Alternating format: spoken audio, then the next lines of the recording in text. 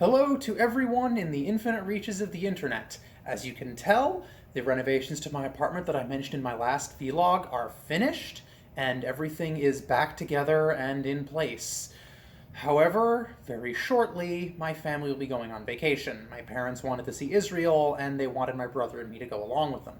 So I'm going to be out of the country for a few weeks. I'll be back in mid-January, and the next video, the next full episode at least, will probably be out either late January or early February, depending on how long it takes to make. I already know what I'm doing. I have it. It's going to be...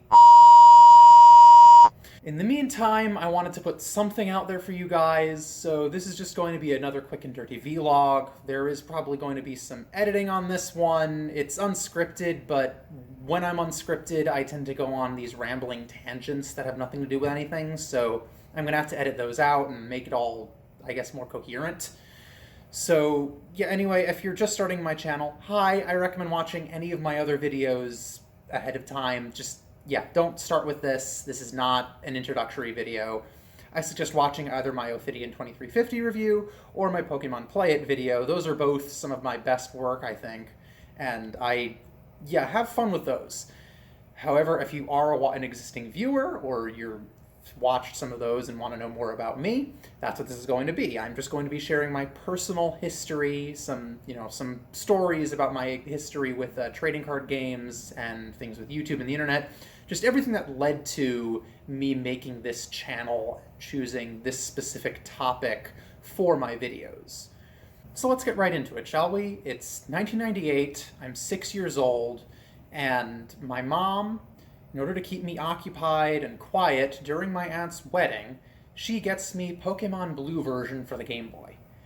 And from day one, I loved it. I was obsessed with this game, just like, I guess, everyone else my age, because this was back when Pokemon was first new, when it was everywhere, everyone was obsessed. I mean, you can probably, you know that if you've watched my Pokemon Play It video.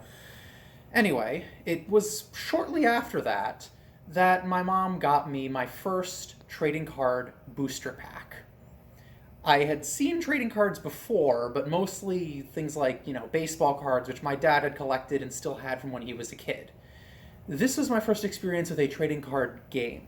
So my mom bought me a booster pack, and I don't know if you know this, you probably wouldn't if you weren't there, but back when Pokemon was first starting and when it was massive, there was such demand for all things Pokemon that with the trading cards, you wouldn't just find the English American release of the cards in stores. They would have, the English booster packs, but they would also have the original Japanese booster packs right there next to them.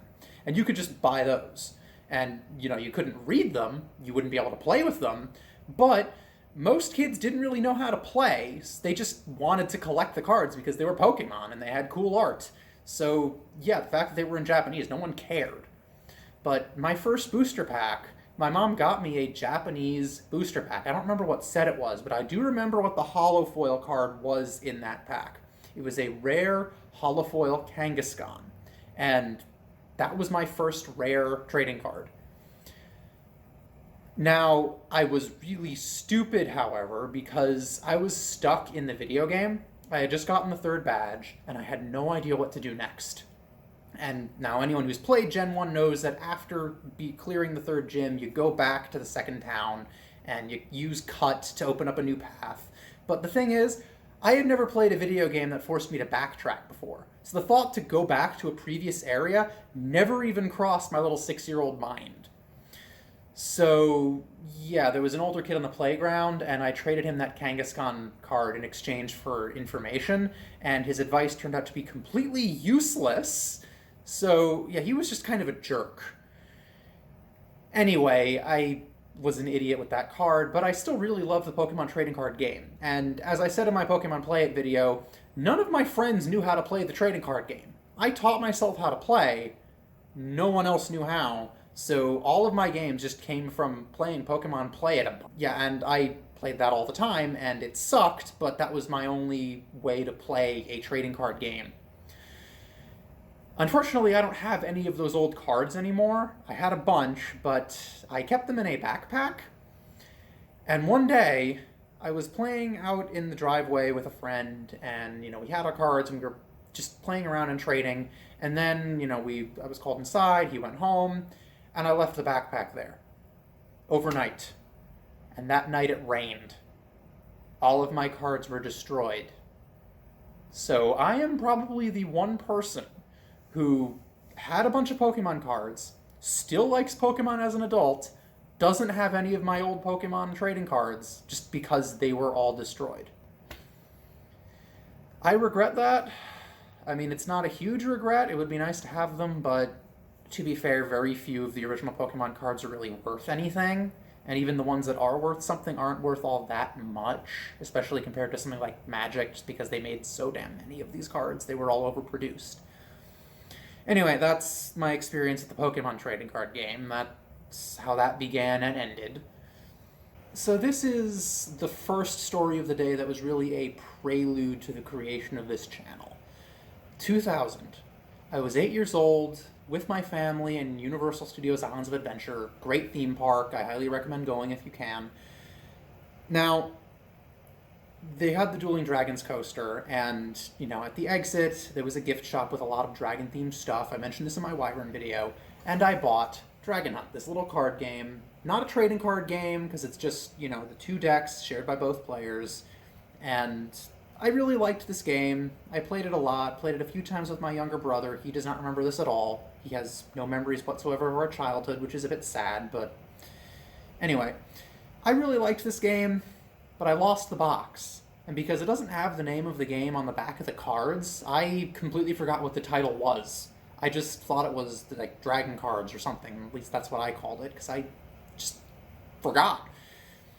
And, of course, I eventually lost the cards years later. It was sad because I did like this game. It was simple, but just a neat thing to break out once in a while. This is not my original copy of Dragon Hunt. It's one that I bought actually just a few months ago when I was making my first video, just to show it off. Now, it did come with a single booster pack of Wyvern cards, but I was never able to find it in stores because by this point, Wyvern, the trading card game, had already been dead for a while. So the first time I was ever able to really get into a trading card game and play, I guess, in any serious capacity was Yu-Gi-Oh! It was 2002. I was at summer camp, 10 years old. The anime had just started airing in the US just a few months earlier, and I was already into the anime. I had gotten in the mail a GameCube disc with promo videos for the anime. And I have no idea why they sent it to me as a GameCube disc, but thankfully I had a GameCube, which I still have somewhere. And anyway, it just was, various promotional stuff. It was, presented as this promotional video, an invitation to Duelist Kingdom. And it was cute. I don't have it anymore, but yeah, it got me into the anime, and I've been watching it. And at summer camp, a friend had brought both the Yugi and Kaiba starter decks. And we would pass them all around, everyone in the cabin. We all just shared these decks, and we would constantly play against one another. We didn't really know how to play properly. Because, we were all 9, 10 years old. So no one really understood the rule book, even if we had read it in depth. So, we modified the tribute rules. Initially, we didn't even play with tribute summoning at all, because that wasn't a thing in the first season of the anime, which was what we had at the time. But, eventually someone read the rulebook and was like, oh, hey, if it's level 5 or higher, you need to sacrifice a monster to summon it. But we didn't realize about the whole 2 tributes thing, and so yeah, we just did that. As for life points, we also did 2,000 life points. We didn't know how life points are subtracted, because the anime didn't really go into that. I mean, it's implicit if you pay attention, but not really stated outright. So we just for every level, lose 100 life points when it's destroyed in attack mode, or... I don't remember exactly what we did for life points, but I think that was it.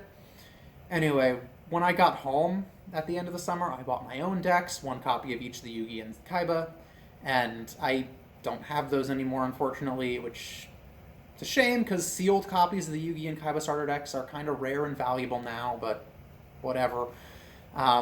And of course, I learned how to play by actually reading the rulebook at length when I had my own copy. And I still remember that first rulebook, the earliest rulebook for the game, didn't actually describe ritual monsters, because those hadn't come out yet. It just had, I remember on the page, a black in shadow copy of, I think it was Relinquished, and it said, there's another type of card coming soon. Something to that effect. I also got the Eternal Duelist Soul, which was one of the earliest video games for the GBA. And I played that a lot. I unfortunately never beat it because it had that whole calendar system, and there was the whole main tournament that you used to unlock the last couple opponents, but that only happened once a year, so if you lost the tournaments, you had to play another more than 300 matches to make time and pass enough to get another shot. And I lost when I tried, and I was not willing to play through the whole thing again. But I played a lot of the Yu-Gi-Oh! Trading card game. All of my friends played. Basically everyone I knew played. And we played a lot. I even got my younger brother into it through the anime. And yeah, I was into Yu-Gi-Oh! For a really long time. I wasn't great at it, at least not at a, main tournament level, because I didn't understand the concept of buying single cards, and there really wasn't a shop I could get to. But, whatever I bought from a pack, I at least knew what cards were good and how combos worked, and, the fact that just situational cards are not very good. Those are all things I picked up pretty quickly. I actually ended up being one of the best players that I knew, and I'm not trying to brag or anything, that's the way it was. There were only two people that I could never really beat as a kid. One of them was a guy who also frequented the same boys and girls club that I did after school, and we would play every week, and every week he would trounce me, and I never in my life managed to beat him. By the time I got really good at the game, I never saw him again. So yeah, I've never beaten this kid. I don't even remember his name now. We weren't really friends, but we saw each other a lot, and we played Yu-Gi-Oh! A lot, so I don't know what that made us, but whatever. And actually, speaking of that Boys and Girls Club and Yu-Gi-Oh! There, I at one point suggested holding a tournament there, and I brought this up to the staff, and they thought it was a great idea, because everyone loved Yu-Gi-Oh! And they even did organize a whole tournament, and we did it, and I participated, and I came in second, placing behind the guy I could never beat. So, yeah, that was pretty much my childhood Yu-Gi-Oh! Experience. Beating most people, and even the people I lost to I would beat later, except this one guy. So shifting gears for a second, I do need to talk about this. It's definitely one of my biggest life regrets. So my late grandfather was an artist. He was a sculptor. He would make these really cool, whimsical pieces out of just whatever junk he could find. And, well, so he frequented yard sales a lot to get materials. And one day, he found a box of trading cards at one of these yard sales. And he got it, and he gave it to my brother and me as a present, because he knew we were both into Yu-Gi-Oh! It was mostly Yu-Gi-Oh! Cards, but buried at the bottom there were also some old Magic cards. The Yu-Gi-Oh! Cards my brother and I split. The way we did it was we just lay them all out, and then we would take turns picking a card. And we had a lot of fun doing that, and yeah, it was a really cool present. And the Magic cards, though, I hold on to just because my brother didn't care about them. I didn't really care about them either, but I took them just because, hey, why not? And I thought the art was cool. And they were really old. Like, these were old Magic cards. They didn't even have expansion symbols. I don't know if they were alpha, beta, unlimited, revised, what. I genuinely no idea. I was too young to know at the time. And I no longer have them. See, I didn't know how to play Magic. I had never heard of Magic. I knew nothing about Magic. But a little while later, after those cards were sitting in my closet for a couple of years, and I mean, I knew I would take them out occasionally to look at them, just because I thought the art was really cool. There were some interesting names, some cool flavor text. Anyway, I found out that one of my friends did actually play Magic. And I thought, hey, I have some old Magic cards. I'm not using them. He can use them. I should give them to him. So I did give them to him. And to make a long story short, a few years after that, when we got into middle school, he turned out to be a complete asshole. Like, I'm not even going to get into this story, but we stopped being friends, and it was entirely because of him. And losing his friendship really severely screwed me up for quite a while. I was so depressed for most of middle school, and it was entirely because of this one guy. And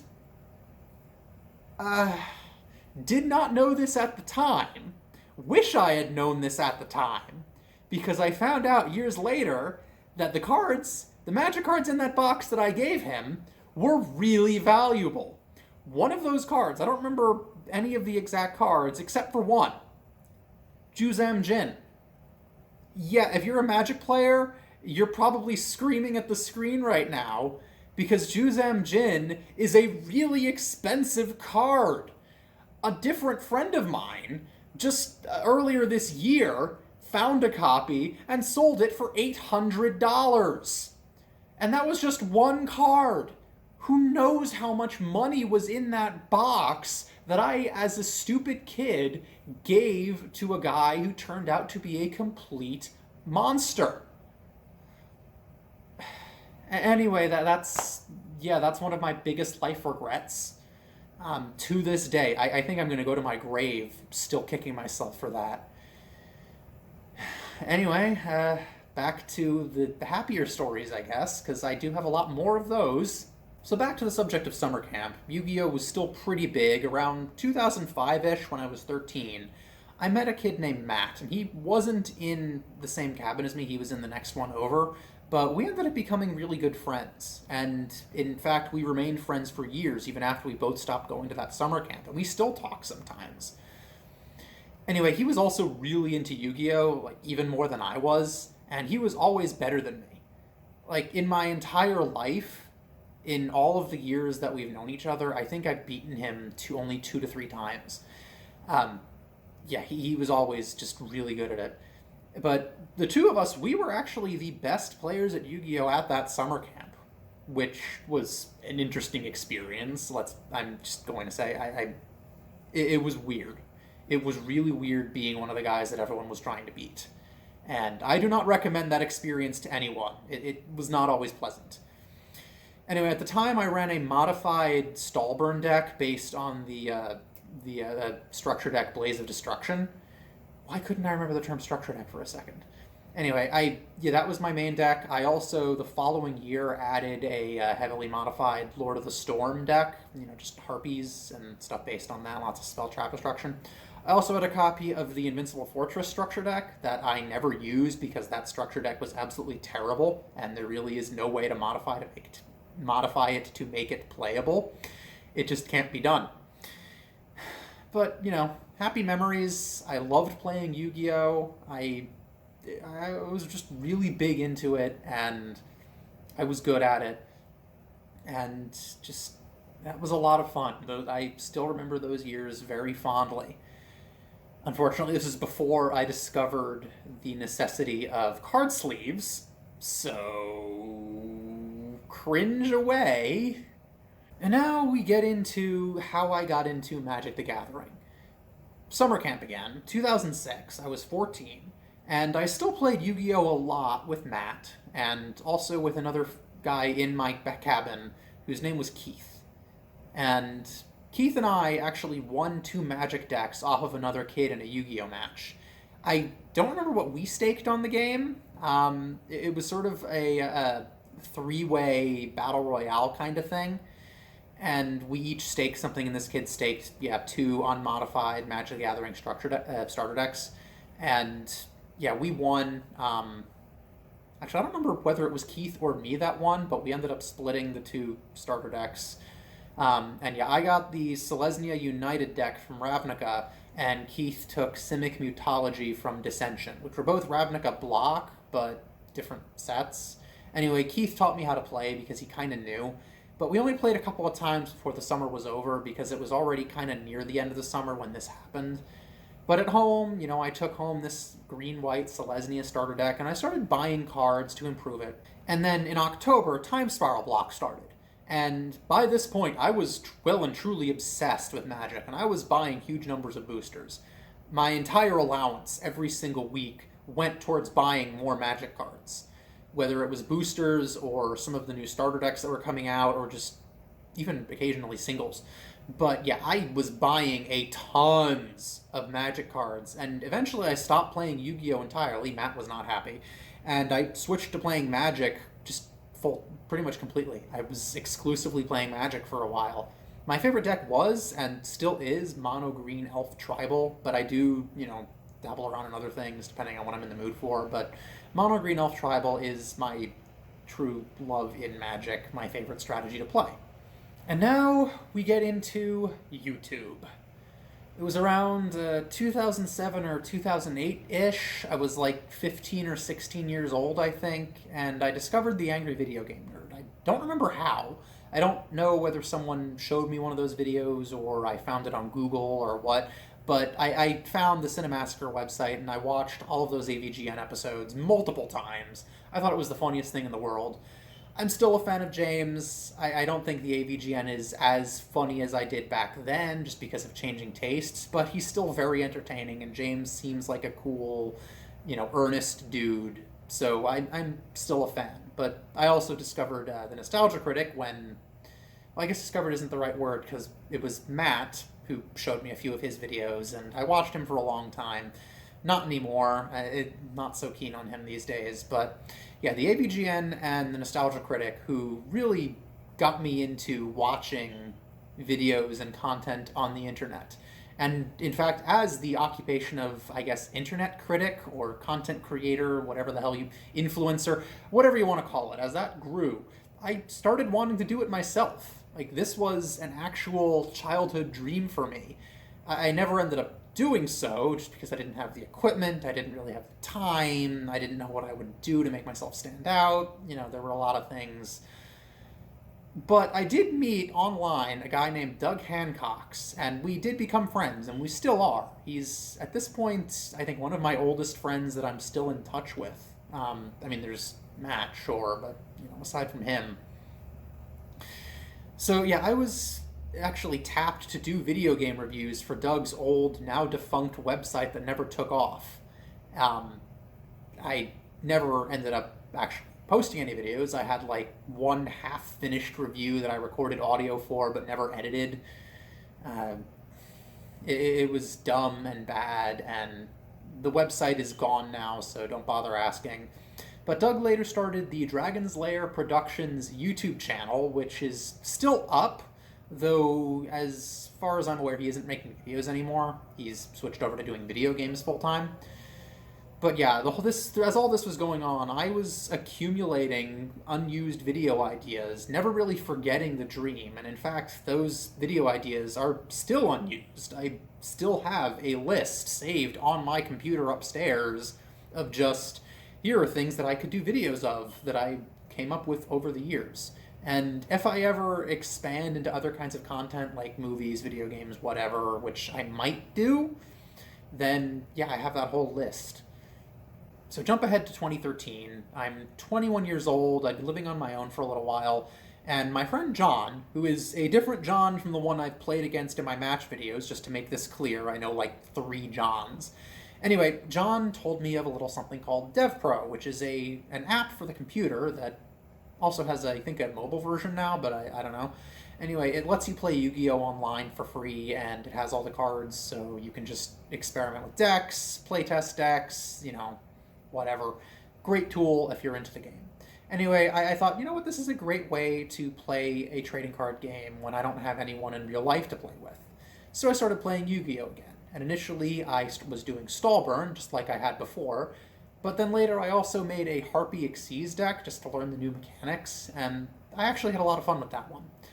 Later I switched over to Gravekeepers and then Lightsworn, and Lightsworn very quickly became my main deck, but I also played Harpy Xyz as a secondary thing.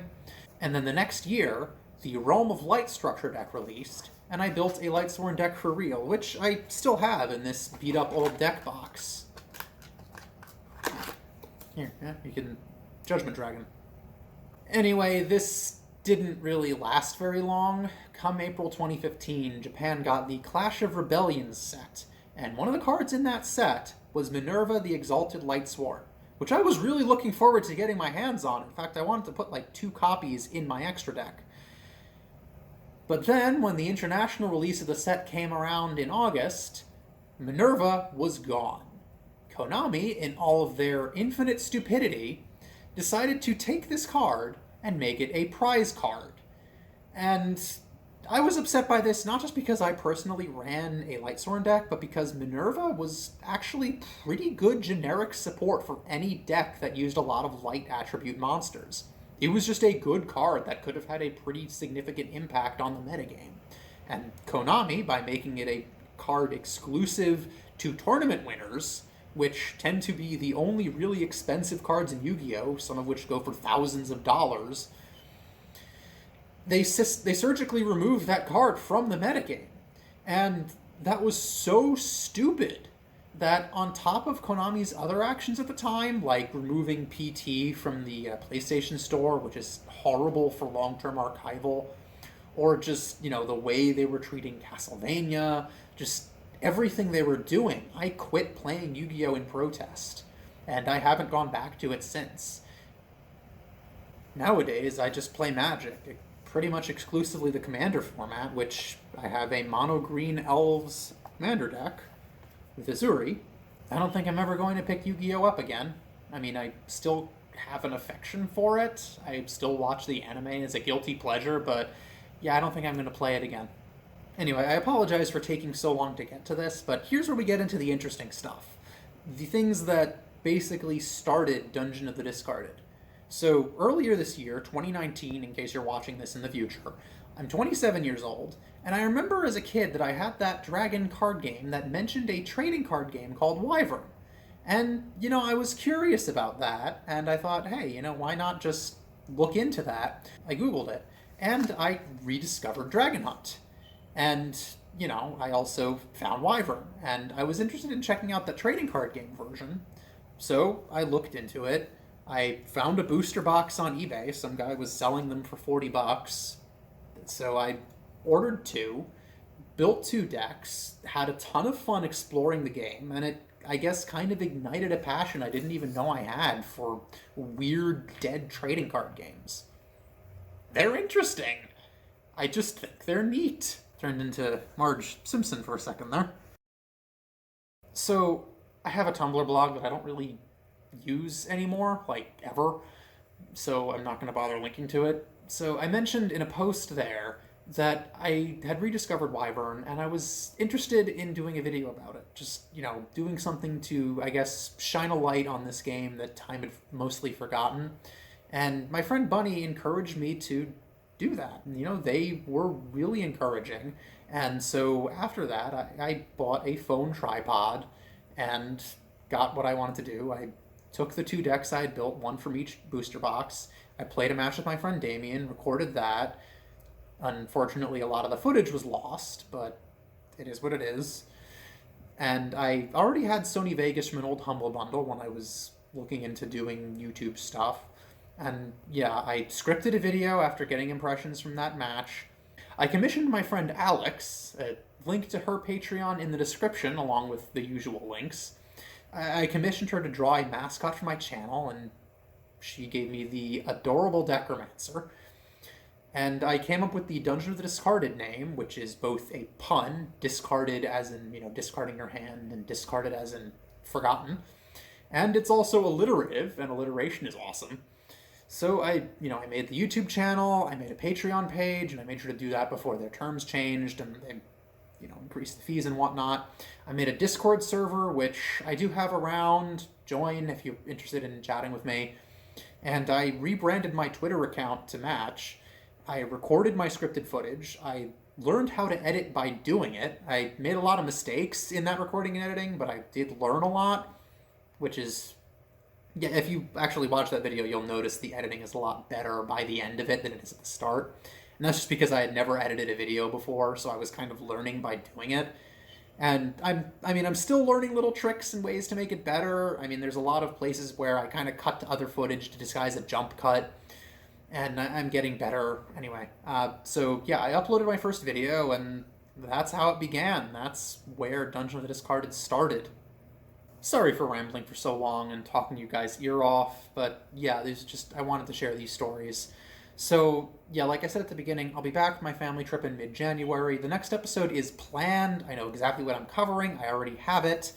I just need to, actually record and script and edit.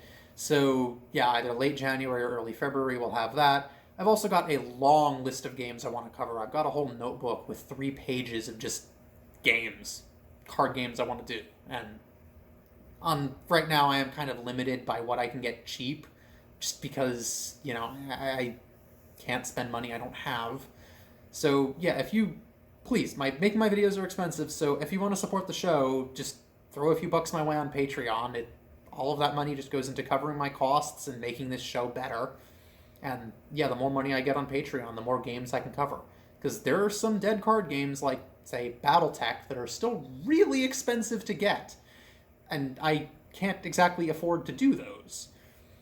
And yeah, because of that, I might end up needing to expand my content coverage in the future to stuff beyond just trading card games, like maybe old PC games I found at the thrift store, dead IPs, just maybe I can even do out-of-print board games, because I have a few of those lying around.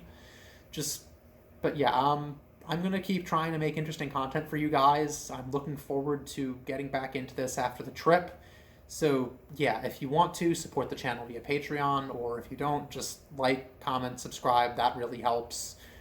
In the meantime, I hope you enjoyed this rambling, overly long, personal history session where I talk about stuff you probably don't care about. Anyway, I hope you have a fantastic day. Just have a wonderful holiday if you're watching this when it first goes live.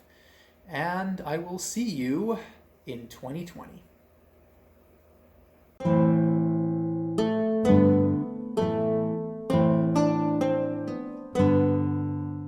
Anyway, I lost the box, so I kind of forgot the name of the game. I just remembered it as Dragon Cards for a long time. Hi, Josh. Hello. Thanks for interrupting this vlog. Sorry. Don't worry, I'm doing this and I'm editing this. Don't worry about it.